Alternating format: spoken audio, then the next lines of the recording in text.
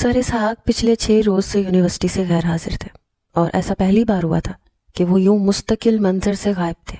وہ ان سے ملاقات کا سوچ رہا تھا مگر مصروفیت کے باعث ملنے جا ہی نہیں پا رہا تھا، مگر آج اس نے تمام مصروفیات کو ترک کر کے یونیورسٹی سے آف لیا اور ان سے ملنے چلا آیا۔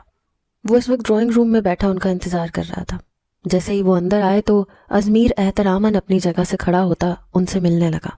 سر اتنے دن ہے غیر حاضری، سب خیریت تھی نا؟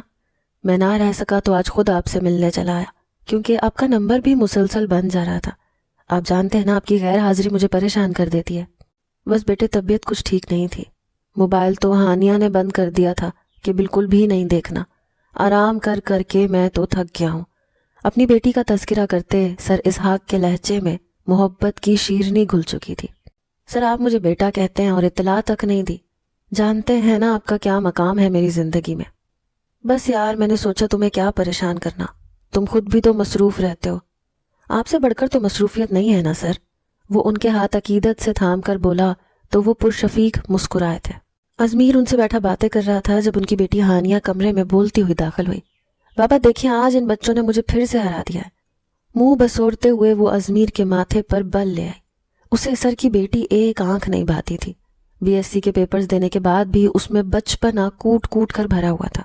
وہ ہر وقت گلی کے بچوں کے ساتھ کھیلتی پائی جاتی، اور اگر وہ گلی میں نہ کھیلتی تو بچے گھر میں موجود ہوتے۔ بات بات پر لاڈ سے منہ بناتی سر اسحاق کے بازو سے لگی وہ ازمیر کو کوفت میں مبتلا کر گئی۔ لڑکیوں کو میچیور ہونا چاہیے، یہ کیا ہر وقت کی ہوکار اور لاڈیوں کے مظاہرے، حد ہے۔ وہ سر جھٹکتے ہوئے اپنے چہرے کے زاویے درست کرنے کی صحیح کرنے لگا۔ بابا اب کی بار ہارنے والا ٹریٹ دے گا، ان سے کہے نا ایک بار اور گیم کھیلنے دے، پھر تو میں ان کے چھکے چھڑا دوں گی سچی۔ تم ہر بار یہی بات کہتی ہو ہانی بیٹے، سر اسحاق نے شرارت سے اسے دیکھتے کہا تو وہ منہ کھولے انہیں دیکھنے لگی۔ آپ کو میرے ٹیلنٹ پر شک ہے بابا؟ کمر پر ہاتھ رکھے لڑاکا عورتوں کی طرح ہانیہ نے کہا تو وہ کہا لگا گئے۔ اوکے بیٹا آپ چلے جانا آج ان کے ساتھ، سب کو ٹریٹ دے دینا، ٹھیک ہے نا؟ مگر آپ اکیلے کیسے رہیں گے؟ میں اکیلا کہاں ہوں، اب ازمیر ہے نا میرے ساتھ۔ اسحاق صاحب کے کہنے پر اس نے جھٹکے سے اپنا سر گھما کر ازمیر کی طرف دیکھا جو پہلے ہی ناگواری سے اسے دیکھ رہا تھا۔ وہ اپنے بابا کے اس شاگرد سے واقف تھی۔ بابا اس کی تعریف کرتے نہ تھکتے مگر اسے اس اکڑو سے کیا لینا دینا تھا۔ اوکے پھر اپنا خیال رکھیے گا۔ اپنے بابا کے ماتھے پر بوسہ دیتے وہ جانے کو پلٹی تو ازمیر کی آنکھوں میں اس بار ناگواری نے تعصف کی جگہ لے لی۔ وہ اس حلیے میں گھر سے باہر جائے گی، ڈھیلے ڈھالے سے ٹراؤزر کے ساتھ ٹی شرٹ پہنے ہوئے، چھوٹا سا اسکارف گلے میں لٹکا رکھا تھا۔ نہ جانے اس لڑکی کو اپنی نسوانیت کا احساس نہیں تھا یا پھر وہ خود کو اشتہار بنائے رکھنا پسند کرتی تھی۔ افسوس سے ازمیر نے اسے کمرے سے نکلتے دیکھ کر نظریں پھیری تھیں۔ ہانیہ کمرے سے جا چکی تو اسحاق صاحب نے ازمیر کی طرف دیکھا۔ میں نے اپنی بیٹی کی ماں باپ دونوں بن کر پرورش کی ہے ازمیر، اور میرے لاڈ پیار نے اسے بڑا ہونے ہی نہیں دیا۔ سچ کہوں تو میں چاہتا بھی نہیں ہوں کہ وہ زمانے بھر کی دوسری بچیوں کی طرح اپنی معصومیت گنوائے اور تیز ترار بنے، مجھے وہ ایسے ہی اچھی لگتی ہے۔ در پردہ انہوں نے ازمیر کے سارے اعتراضات دھونے کی کوشش کی، جواباً وہ صرف سر ہلا کر رہ گیا۔ ان کے سامنے انہی کی بیٹی کی شان میں شعلہ بیانی کی جرت وہ کیسے کر سکتا تھا؟ اس کی خاموشی کو محسوس کرتے انہوں نے ٹاپک تبدیل کرتے ہوئے اس سے یونیورسٹی کے متعلق بات چیت کرنا شروع کی تو وہ توجہ سے ان کی بات سننے لگا۔ چند دنوں بعد وہ پھر سے 2 دن غیر حاضر رہے تو ازمیر نے ان کے گھر کی طرف گاڑی ڈال دی تاکہ ان کی عیادت کر سکے، کیونکہ یقیناً خرابی طبیعت کے باعث وہ غیر حاضر تھے۔ مگر راستے میں ہی ایک نمبر سے کال موصول ہوئی جسے سنتے ہی وہ تیزی سے ڈرائیو کرتے ہسپتال پہنچا جہاں سر اسحاق داخل تھے۔ ڈاکٹرز کے مطابق بہت شدید قسم کا ہارٹ اٹیک تھا اور ابھی بھی وہ خطرے میں ہی تھے۔ اس نے کوریڈور میں ایک طرف سکتے میں بیٹھی ہانیہ کی طرف دیکھا مگر اسے تسلی دینے کے لیے ازمیر کے پاس کوئی الفاظ نہیں تھے کیونکہ وہ کبھی بھی ایک دوسرے سے مخاطب نہیں ہوئے تھے۔ ڈاکٹر شعیب نے ہانیہ کے سر پر ہاتھ رکھ کر اسے تسلی دیتے ہوئے ساتھ لگا لیا، اور اسحاق صاحب کافی گہرے اور پرانے دوست تھے اور ہانیہ بھی انہیں جانتی تھی۔ بابا ٹھیک ہو جائیں گے نا انکل؟ سہمے ہوئے لہجے میں جب اس نے پوچھا تو وہ لب بھینچ گئے۔ حقیقت تو یہ تھی کہ اسحاق اس وقت شدید خطرے میں تھے، لیکن ان کی بیٹی کو وہ یہ بات کیسے بتاتے؟ ازمیر انہی کے ساتھ کھڑا تھا۔ ازمیر بیٹا، ہوش میں آتے ہی اس نے آپ کا نام لیا ہے اور پھر ہانیہ کا۔ میرے خیال میں وہ تم دونوں سے ملنا چاہتا ہے۔ انہیں اپنے ساتھ لے جاتے وہ اسحاق صاحب کے پاس پہنچے۔ کسی کی موجودگی کو محسوس کرتے انہوں نے آنکھیں کھولی۔ ازمیر بیٹا، اور ہانیہ کی طرف نظر پڑتے ہی ان کا دل دکھ سے بھر گیا۔ روئے روئے چہرے کے ساتھ ہانیہ انہیں گہرے دکھ میں دھکیل گئی۔ بابا، آپ ٹھیک ہو جائیں گے نا؟ مجھے کچھ اچھا نہیں لگ رہا آپ کے بغیر، کچھ بھی۔ وہ بات کرتے پھر سے رونے لگی تو وہ جبراً مسکرائے۔ میں ٹھیک ہوں ہانی بیٹے، دیکھنا تم، جب گھر جاؤں گا تو بالکل فٹ ہوں گا میں۔ ازمیر ان کی حالت سے متفکر سا انہیں دیکھنے لگا۔ وہ اپنے چہرے پر ازمیر کی نظریں محسوس کر رہے تھے۔ تبھی اپنے ڈاکٹر دوست شعیب کو ایک اشارہ کیا، جسے دیکھتے وہ ہانیہ کو باہر لے گئے۔ ازمیر، تمہیں معلوم ہے نا کہ ہانیہ کی پیدائش پر اس کی ماں کی وفات ہو گئی تھی، اور اس کے بعد کسی نے بھی پلٹ کر میری اور اس کی خبر نہ لی۔ میں اپنے ماں باپ کا اکلوتا تھا، تو ددیال میں بھی ہم تنہا ہی تھے۔ میں نے تو اپنی بیٹی کے لیے بہت کچھ سوچ رکھا تھا، مگر اب یہ اچانک سے دل دغا دینے پر تلا ہے۔ مجھے اپنی ہانیہ کی بہت فکر ہے۔ وہ زمانے کی ہر چالاکی سے آری ہے۔ میرے بعد تو اس کا اس بھری دنیا میں کوئی بھی نہیں رہے گا۔ ازمیر ان کی باتوں کے پس منظر کا مقصد سمجھنے کی کوشش کر رہا تھا۔ ازمیر، تم مجھے بالکل ہانیہ کی طرح پیارے ہو، اور اپنے اس مشکل وقت میں مجھے تمہارا ہی خیال آ رہا تھا۔ اب جو بات میں تمہیں کہنے جا رہا ہوں، ہو سکتا ہے وہ تمہارے اعصاب پر گراں گزرے، مگر ایک مجبور باپ کی درخواست سمجھنے کی کوشش کرنا۔ وہ آنکھوں میں الجھن لیے انہیں دیکھنے لگا۔ تم میری بیٹی سے شادی کر لو۔ ازمیر کو لگا ایک دم جیسے اعصاب پر کسی نے بم پھوڑ دیا ہو۔ وہ اپنی جگہ سناٹے میں رہ گیا۔ یہ آپ کیا کہہ رہے ہیں سر؟ وہی کہہ رہا ہوں جو تم سن رہے ہو یار۔ مجھے معلوم ہے میں نے مر جانا ہے۔ مرنے سے پہلے اپنی بیٹی کو تمہارے جیسے مضبوط سہارے کے ساتھ دیکھنا چاہتا ہوں۔ اسے میری منت سمجھو یا درخواست، یا تم پر میرا مان، مگر مجھے مایوس نہ کرنا میرے بیٹے۔ وہ اس کے سامنے ہاتھ جوڑنے لگے تو ازمیر نے بے ساختہ ان کے ہاتھوں کو تھامتے ان پر بوسہ دیا تھا۔ سر پلیز مجھے شرمندہ نہ کریں۔ آپ کے لیے جو عقیدت میرے دل میں ہے اس سے آپ بخوبی واقف ہیں۔ ٹھیک ہے، جیسا آپ چاہتے ہیں ویسا ہی ہوگا۔ اور پھر کچھ ہی دیر میں ہانیہ سے اسحاق صاحب نے بات کی تو وہ کئی ثانیے نہ سمجھی سے بیٹھی رہ گئی۔ بابا، لیکن ہانی بیٹا آپ کو بھروسہ ہے نا مجھ پر؟ انہوں نے اس سے پوچھا تو وہ اس بات میں سر ہلاتے ہوئے رونے لگی۔ بس پھر ازمیر پر مجھے بھروسہ ہے، وہ تمہیں کبھی کوئی تکلیف نہیں دے گا۔ اور پھر کچھ ہی دیر میں ان دونوں کا نکاح ہو گیا۔ اسحاق صاحب اپنی تمام فکروں سے آزاد تھے۔ ہاں، ان کو اتنا ہی اعتماد اور بھروسہ تھا ازمیر پر۔ رات دیر تک ہانیہ ان کے پاس بیٹھی رہی، اور پھر جب وہ کمرے میں ایک صوفے پر موجود سوئی جاگی کیفیت میں تھی، جبکہ ازمیر اسحاق صاحب کے بیڈ کے ساتھ چیئر پر بیٹھا تھا، تبھی اچانک ان کا سانس اکھڑنے لگا۔ وہ اپنی بائیں جانب ہاتھ رکھ کر درد سے کراہتے ہوئے اپنی زندگی کی بازی ہار گئے۔ منہ کھول کر بے تحاشا روتی ہانیہ غم سے بے حال تھی۔ سویم کے بعد جب تمام حلقہ احباب رخصت ہو گئے تو ازمیر کو ہانیہ کا خیال آیا، جو اب اس کی ذمہ داری تھی، مگر اسے فی الوقت ایک بوجھ لگ رہی تھی۔ وہ اس وقت کین کی کرسی پر پشت ٹکائے یک ٹک آسمان کو گھورے جا رہا تھا۔ نہ جانے یہ زندگی کا کون سا رخ تھا جس کے مقابل آنے پر وہ سمجھ نہیں پا رہا تھا کہ اب کیا کرے۔ وہ خود اپنے بابا جان کی بڑی حویلی میں اپنی ایک عزیز از جان بوا کو چھوڑے شہر میں ہاسٹل میں رہ کر اپنی تعلیم مکمل کر رہا تھا۔ ایسے میں اچانک رونما ہونے والے واقعات کے سبب ہانیہ کا اس کی زندگی کا اہم حصہ بننا اس کے لیے پریشانی کا سبب بنا ہوا تھا۔ وہ اسے اپنے ساتھ بوائز ہاسٹل میں نہیں رکھ سکتا تھا، اور یہاں آ کر رہنا اس کی انا کو ہرگز گوارا نہیں تھا، اور اسے اس حال میں تنہا چھوڑ کر بھی نہیں جا سکتا تھا، کیونکہ بہرحال وہ اس کی ذمہ داری تھی، اور ذمہ داری بھی وہ جو سر اسحاق اس کے ذمہ لگا کر گئے تھے۔ ایک پل کے لیے اس نے سوچا کہ اس کو حویلی لے جائے، مگر حویلی گئے بھی اس کو 1.5 ماہ ہو چکا تھا، اور کوئی بھی اس کے نکاح سے باخبر نہیں تھا۔ نہ جانے بوا کا کیا رد عمل ہوتا۔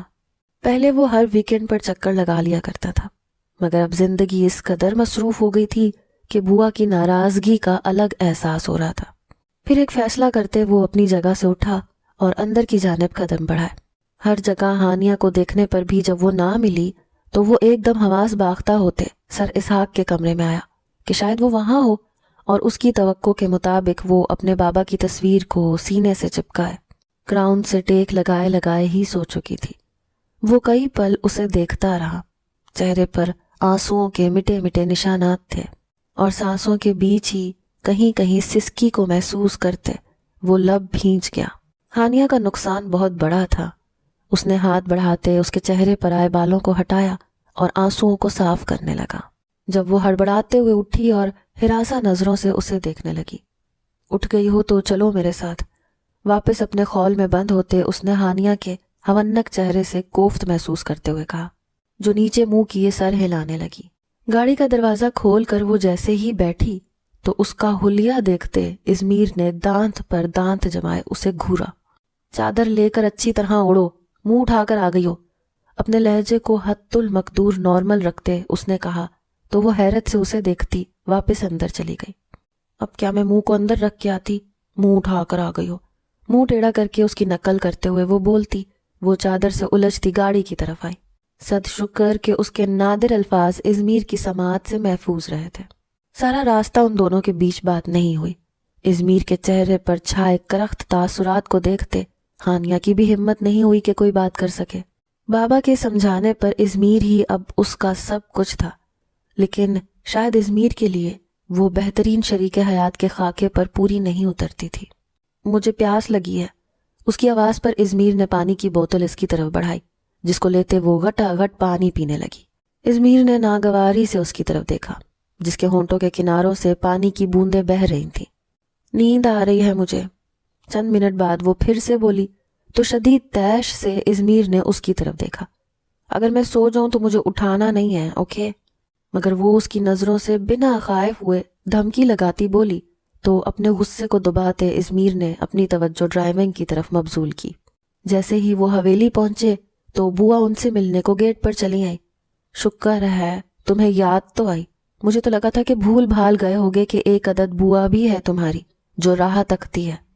اس کے سر پر پیار دیتے ہوئے ان کی نظر ہانیہ پر پڑی، جو نیند سے بھری آنکھیں لیے ان کی طرف دیکھ رہی تھی۔ بوا کی سوالیہ نظروں کو پڑھتے ہوئے ازمیر انہیں اندر لے آیا اور تفصیل سے ساری بات سمجھائی۔ ہانیہ کو وہ پہلے ہی روم میں بھجوا چکا تھا، کیونکہ نیند کے باعث اب بس وہ گرنے کو تھی۔ بوا اس سے ناراض نہیں تھی، بلکہ ایک مرتے شخص کی دلی خواہش کو پورا کرنے پر ازمیر کو سراہنے لگی تو ایک بوجھ اس کے دل سے اترا تھا۔ وہ اپنی بوا کا دل سے احترام کرتا تھا۔ بابا کی وفات کے بعد انہوں نے ہی ازمیر کو سنبھالا تھا، جبکہ اس کی والدہ نے نبھا نہ ہونے پر طلاق لے لی تھی اور پھر پلٹ کر بیٹے کی خبر تک نہ لی۔ ازمیر کے لیے اس کے والدین بوا حمیدہ ہی تھی۔ مجھے اب واپسی کے لیے نکلنا ہے، میرے امتحان ہونے والے ہیں، اگر میں نہ گیا تو پڑھائی کا بہت حرج ہوگا۔ اس کی بات سنتے وہ اسے غصے سے دیکھنے لگی کہ نئی نویلی دلہن کو چھوڑ کر وہ کیسے جا سکتا ہے۔ آپ میری ہانیہ کا بہت خیال رکھیے گا بوا، مجھے یقین ہے آپ اسے بھی میری ہی طرح محبت دیں گی۔ دل پر پتھر رکھتے اپنے الفاظ میں ہانیہ کے لیے محبت پیدا کرتے وہ بولا تو بوا نہال ہی ہو گئی۔ کہاں وہ شادی کے لیے مانتا ہی نہیں تھا، اور اب اپنی بیوی کے لیے ایسے محبت دکھاتے وہ انہیں بہت پیارا لگا۔ چلو ٹھیک ہے، مگر جلدی چکر لگانا، بچی اداس نہ ہو جائے۔ بے اختیار دانت پیستے ہوئے اس نے جبری مسکراہتے ہوئے جی کہا اور واپس ہو لیا۔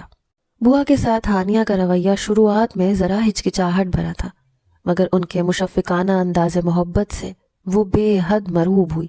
اب جہاں جہاں بوا ہوتی وہاں وہاں ہانیہ پائی جاتی۔ ازمیر کو گئے 3 ہفتے ہو چکے تھے، اور اس دوران اس نے محض 2 بار فون کر کے فقط بوا سے ہی بات کی تھی، جس پر وہ کچھ کھٹک گئی تھی۔ دل میں تہیہ کر لیا تھا کہ اب ازمیر آئے گا تو پورے گاؤں کو مدعو کر کے ولیمے کی تقریب رکھیں گی۔ ازمیر کو فون کر کے انہوں نے بلوایا تھا، جبکہ ان کے لہجے میں موجود محبت اور فکر سے شرمندہ ہوتا ازمیر فوراً گاؤں کے لیے روانہ ہو چکا تھا۔ مگر وہ یہ نہیں جانتا تھا کہ بوا کے ارادے کیا ہیں۔ وہاں پہنچتے ہی اس کے اعصاب پر اس خبر سے بوجھ آن پڑا کہ ولیمے کے لیے سب تیاریاں مکمل ہیں، بس دولہے کا انتظار تھا جو کہ آ چکا تھا۔ سب سے پہلے بوا نے شکی انداز میں اسے کٹہرے میں کھڑا کیا کہ اس کی ہانیہ کو نظر انداز کرنے کی وجہ کیا ہے۔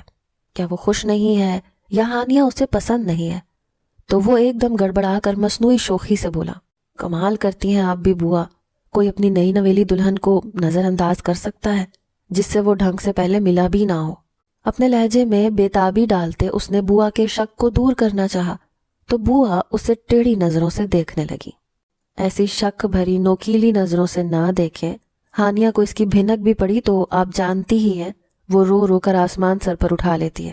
خود کو فریش ظاہر کرتے اس نے ہر بات میں ہانیہ کا تذکرہ کیا تھا تاکہ وہ مکمل مطمئن ہو جائے، اور وہ اپنی اس کوشش میں کامیاب بھی رہا تھا۔ بوا اس کے سر پر چپت لگاتے مسکرائی۔ تم بار بار ہانیہ کا نام لے کر مجھے ورگلاؤ مت، بہت تنگ کیا ہے تم نے اس کو، تو اب میں بھی تم دونوں کو ملنے نہیں دوں گی۔ ابھی وہ بیوٹیشن کے ساتھ مصروف ہے، ولیمے کی تقریب ہو جانے کے بعد ہی ملنے دوں گی۔ اب وہ ہانیہ نامہ سن کر شدید کوفت کا شکار تھا۔ آپ بھلے ہی اس کو عمر بھر بیوٹیشن کے ساتھ مصروف رکھے، اس سے ملنے کا مجھے رتی بھر بھی شوق نہیں ہے، دل میں کہتے اور صرف مسکراتے فریش ہونے کی غرض سے وہ اپنے روم میں آ گیا۔ ولیمے کی تقریب ختم ہونے کے بعد بھی وہ مردانے میں کافی دیر بیٹھا رہا، لیکن بہرحال اپنے کمرے میں تو جانا ہی تھا، تو وہ دھیمی چال چلتا کمرے میں داخل ہو کر دروازہ لگاتے جیسے ہی مڑا تو اس کی نظر ڈریسنگ مرر کے آگے کھڑی خود سے الجھتی ہانیہ پر پڑی، جو اس کو دیکھتے عالم جوش میں ایسی تیزی سے اس کی طرف بڑھی کہ ازمیر بوکھلا اٹھا۔ اف، شکر ہے آپ آ گئے، میں کب سے آپ کا انتظار کر رہی تھی۔ بےتابی سے کہتے وہ اس کی طرف بڑھی تو وہ حقیقتاً بوکھلاتا ہوا دروازے کے ساتھ لگ گیا، اور حیرت کی شدت سے اس کا منہ آنکھیں پوری کھل گئی۔ وہ آج تک اسے بے وقوف سمجھ کر چڑھتا رہا، یہ بے حیائی کی نئی خوبی تو اب اس کے سامنے آئی تھی۔ ناگواری کی شدید لہر دل میں اٹھی تو ماتھے پر لا تعداد بلوں کا اضافہ ہوا۔ اس سے بے خبر وہ اپنی ہانکے جا رہی تھی۔ بوا نے کہا تھا جب تک آپ نہ آ جائے میں چینج نہ کروں، اب آپ نے بھی اتنی دیر کر دی تو مجبوراً میں اٹھ کھڑی ہوئی۔ بدتمیز بیوٹیشن نے اتنی پنیں میرے سر میں ٹھونس دی ہیں، ایک پن بری طرح سے میرے بالوں کو نوچ رہی ہے، کافی ساری تو میں نکال چکی ہوں مگر وہ پن نہیں مل رہی جس نے میرا حشر کیا ہوا ہے۔ آپ ہیلپ کریں نا، پنیں نکال دیں میرے بالوں سے۔ اپنے دونوں ہاتھ سر پر رکھے وہ باقاعدہ اس کے سامنے جھکی تھی۔ ازمیر خون خوار نظروں سے اسے دیکھ رہا تھا، جس کو ذرا بھی اندازہ نہیں تھا کہ وہ کس حلیے میں اور اس وقت کس کے سامنے کھڑی ہے۔ اپنے دونوں ہاتھوں سے اسے دور دھکیل کر وہ جیسے انگارے چبانے لگا، مانا کہ بے وقوف لگتی ہو مگر تم میں تو واقعی عقل کا شدید فقدان ہے۔ چبا چبا کر کہتا وہ اسے حیران کر گیا۔ کیا کیا ہے میں نے؟ یکا یک اس کی آنکھیں بھر آئی تھیں۔ نظروں سے دور ہو جاؤ بس۔ اسے رونے کی تیاری کرتے دیکھ کر وہ غصے سے پھٹ پڑا تو وہ اپنی جگہ سے اچھل پڑی اور منہ کھول کر بچوں کی طرح رونے لگی۔ ازمیر سٹ پٹاتا ہوا اس کے منہ پر ہاتھ رکھ گیا۔ پاگل ہو گئی ہو تم؟ جبکہ وہ اپنی بڑی بڑی آنکھوں سے آنسوؤں کو بہاتی اسے مبہوت کر گئی۔ اس کا غصہ کہیں دور جا سویا، لیکن پھر اپنے دل کو ڈپٹتے اس نے اسے سائیڈ پر کرتے ہوئے اپنی شیروانی کے بٹن کھولنے شروع کر دیے۔ میری پنیں، ہانیہ کے منمنانے پر وہ اپنی جگہ ساکت ہوا۔ ڈھیٹ لڑکی، زیر لب کہتے وہ اس کی طرف آیا۔ بیٹھو ادھر۔ اس کو اسٹول پر دھکیلتے وہ ہانیہ کے بالوں سے بے رحمی سے پنیں کھینچنے لگا، جس پر وہ کراہ اٹھی۔ بڑی معنی خیز سی آہ کو سنتے اس نے اپنے لب بھینچے تھے اور آئینے میں نظر آتے اس کے عکس کو دیکھا جو آنکھیں میچے درد کو برداشت کر رہی تھی۔ ازمیر کے ہاتھوں میں اچانک ہی نرمی اتر آئی۔ ساری پنیں نکال کر اس کی گود میں پھینکتے وہ سونے کے لیے لیٹ گیا۔ ذرا کی ذرا نظر اٹھا کر ہانیہ کو دیکھا تو وہ ابھی بھی اپنے بالوں میں الجھی ہوئی تھی۔ پاگل، اس پر رائے دیتے وہ آنکھیں موند گیا۔ صبح جب اس کی آنکھ کھلی تو ایک نئی مصیبت اس کے لیے تیار تھی۔ بہت ہی بے ڈھنگے طریقے سے خود سے کچھ فاصلے پر سوئی ہانیہ کو دیکھتے اس کا حلق تک کڑوا ہو گیا۔ لڑکیوں والی کوئی حرکت ہی نہیں تھی اس کی۔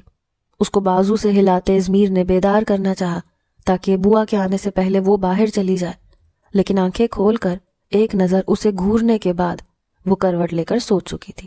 بے ترتیب سے کپڑوں کے ساتھ اسے دیکھتے ازمیر کے خون میں ابال اٹھنے لگے۔ شرم نام کی چیز نہیں تھی اس لڑکی میں، یا مجھے وہ کچھ سمجھتی نہیں ہے جو ان چیزوں کا خیال رکھے۔ اپنے آپ سے الجھتا غصے ہوتا وہ واش روم میں گھس گیا۔ 2 دنوں میں ہی ہانیہ کی حرکات نے اسے زج کر دیا تھا۔ تیسرے روز وہ بوا کے سامنے بہانے کے ساتھ موجود تھا۔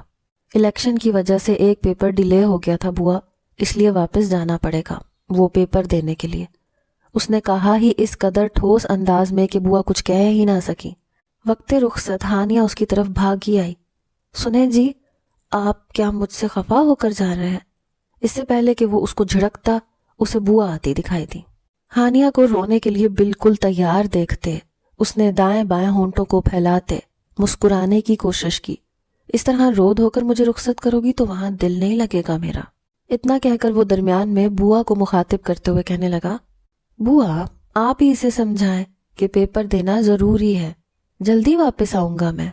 ہاں ہانیہ، اچھی بیویاں شوہروں کو رو کر رخصت نہیں کرتی۔ اپنا خیال رکھنا اور رونا نہیں ہے، اوکے؟ ایک اچھے شوہر کی طرح ہانیہ کی فکر کرتے دیکھ بوا کی کلی کلی باغ بن گئی۔ ہانیہ اس کے دھوپ چھاؤں جیسے رویے کو سمجھ نہیں پا رہی تھی۔ کبھی بہت اچھا ہو جاتا، کبھی بالکل ہی لتاڑ کے رکھ دیتا۔ کچھ دنوں بعد فون پر بات کرتے ہوئے بوا سے بات کرنے کے بعد اس نے ہانیہ سے بات کروانے کا کہا تو بوا نے موبائل ہانیہ کو تھمایا۔ جی السلام علیکم۔ وعلیکم السلام۔ چپ چاپ موبائل روم میں لے جاؤ اور ایک طرف رکھ دینا، کال جب بند ہو جائے تو واپس دے دینا موبائل بوا کو، اور خبردار یہ بات انہیں بتائی یا انہیں کوئی بھنک پڑی، سمجھ میں آیا؟ مگر بے دہانی میں اس سے اسپیکر آن ہو جانے کی وجہ سے بوا نے سب کچھ من و ان سنا اور وہ بے یقینی سے بیٹھی ہانیہ کو دیکھنے لگی۔ پھر فون ہاتھ میں لیتے کان سے لگایا، پہلی فرصت میں حویلی آؤ ازمیر، یہ میرا حکم ہے۔ بوا کی آواز سنتے ہی اسے جی بھر کر ہانیہ پر تاؤ آیا۔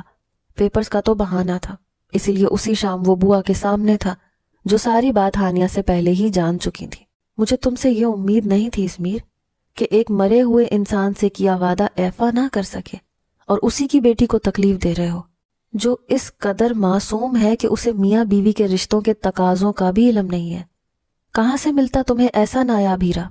تم نے مجھے بہت مایوس کیا ہے بوا، پلیز آپ تو مجھے سمجھے۔ بے بسی سے وہ بولا۔ ہانیہ دروازے کی اوٹ سے انہیں دیکھ اور سن رہی تھی۔ اس کی حرکات دیکھی ہیں آپ نے، ہر بات پہ منہ کھول کے رونے لگتی ہے اور کیسے بچوں کی طرح اچھلتی کودتی ہے۔ آپ جانتے ہیں بیوی کی جگہ بچی ملی ہے مجھے، نہ روٹھے انداز میں کہتا وہ انہیں ہنسا گیا، جبکہ ہانیہ دل برداشتہ ہو کر وہاں سے چلی گئی۔ پچھلے صحن میں لگے جامن کے درخت کے تنے سے ٹیک لگائے وہ اپنی حرکتوں کو سوچنے لگی، جس کی وجہ سے ازمیر اس کو ناپسند کرتا تھا۔ اس کی آنکھوں میں آنسوؤں سے بھری تو وہ رونے پر بند باندھ گئی۔ میں ویسی ہی بن جاؤں گی ازمیر جیسی لڑکی آپ کو پسند ہے، خود سے عہد کرتی وہ بولی۔ یہ تو اس کی معصومیت ہے میری جان، بوا اسے سمجھا رہی تھیں، اور اب یہ بات واقعی ازمیر کے ذہن میں سمانے لگی۔ شادی کی رات جس طرح وہ اس کی طرف بڑھی تھی، جسے وہ کسی اور طرح کی پیش قدمی سمجھا تھا، اسے یاد کرتے وہ ہنس دیا۔ واقعی کوئی اور لڑکی ہوتی تو اپنی بے عزتی محسوس کرتی، مگر ہانیہ نے اسے محسوس تک نہ کیا، اور کیسے منہ کھول کر وہ ہاؤ کیوٹ جیسا روتی تھی۔ ازمیر کا دل گدگدا اٹھا۔ بوا آپ کو اب کسی شکایت کا موقع نہیں دوں گا۔ دل ہی دل میں سر اسحاق سے معافی مانگتے وہ ہانیہ کو منانے کی غرض سے اسے ڈھونڈنے لگا، جو جامن کے تنے سے ٹیک لگائے چپ چاپ کھڑی تھی۔ یہاں کیا کر رہی ہو؟ ازمیر کی آواز پر وہ چونکی۔ کچھ بھی نہیں، آہستہ سے کہتی وہ بالوں کی ایک لٹ کو کان کے پیچھے اڑسنے لگی۔ ازمیر کئی ثانیے اسے دیکھتا رہا، جو نظریں نیچے کیے جانے کیا سوچ رہی تھی۔ ناراض ہو؟ اس کے اتنے نرم لہجے پر ہانیہ کا دل گداز ہو اٹھا، ساتھ ہی آنکھیں چھلکنے کو بےتاب، مگر نفی میں سر ہلاتی، آنسوؤں کو ضبط کرتی وہ ازمیر کو شرمندہ کر گئی۔ وہ اس لڑکی کو دکھ دے بیٹھا تھا، اسے خود ہی پر غصہ آنے لگا۔ روم میں آؤ، ہاتھ پکڑ کر اسے اپنے قریب کرتے وہ اس کے کان میں بولا تو ہانیہ کے جسم میں ایک سنسنی سی دوڑ گئی۔ جب وہ کمرے میں آئی تو ازمیر اسی کے انتظار میں تھا۔ اس کو بیڈ پر اپنے ساتھ بٹھاتے وہ اپنے رویے پر معذرت کرنے لگا۔ میں ویسی بن جاؤں گی جیسی لڑکیاں آپ کو پسند ہے، کم بولنے والی، منہ بند کر کے رونے والی۔ وہ اس کی بات پر بھگ سے اڑا تو وہ ان کی باتیں سن چکی تھی۔ منہ بند کر کے رونے والی بات پر اس نے اپنا کہا ضبط کیا تھا۔ تم ویسی ہی رہو جیسی ہو، مجھے میری ہانیہ بالکل ویسی ہی چاہیے جیسی سرا اسحاق نے مجھے دی تھی۔ اس کی ناک کو دباتے وہ شرارت سے بولا تو ہانیہ نے اس کے لہجے کی نرمی کو دل سے محسوس کیا۔ آپ غصہ نہ کیا کریں، مجھے ڈر لگتا ہے، وہ منہ نیچے کیے بولی۔ मोहब्बत करने लगा तो तुमने उस पर भी रोने लग जाना है। वो अपनी हंसी दबाते उसे छेड़ने लगा। जवाबन उसके चेहरे पर आई लाली ने उसे संजीदा कर दिया। दिल में उमड़ते प्यार के इजहार के लिए अब वो बेबस था। तभी झुकते हुए गालों पर उतरी लाली को होंठों से छू गया। हानिया अपनी जगह साकत रह गई, जबकि इजमीर लब दबाए उसके चेहरे के तासुरात देखकर अपनी हंसी जब्त ना कर सका। वो बदहवास होती कमरे से भाग गई थी। जिंदगी इस झल्ली सी लड़की के हमरा अच्छी गुजरने वाली थी।